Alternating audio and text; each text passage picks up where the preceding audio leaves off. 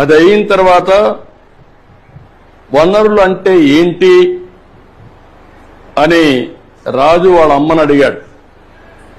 అడిగినప్పుడు వాళ్ళ అమ్మ చెప్పింది ఏం చెప్పిందంటే, మన అవసరాలు సంతృప్తి పరచడానికి ఉపయోగపడేది ఏదైనా సరే అది ఏమంటారు? వనరులు అంటారు. మీ చుట్టూ ఒకసారి పరిశీలిస్తే అనేక వనరులు మీరు గమనించవచ్చు. తాగేదానికి ఏం కావాలంటాం? తాగినప్పుడు దాహం వేసింది ఏం చేస్తారు? మీరు వాటర్ తాగుతారు. తాగినప్పుడు దాన్ని ఏమంటారు?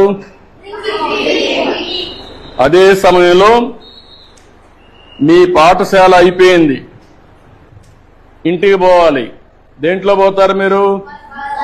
బస్సులో పోతారు. దాన్ని ఏమంటాం? వనరులు అంటాం.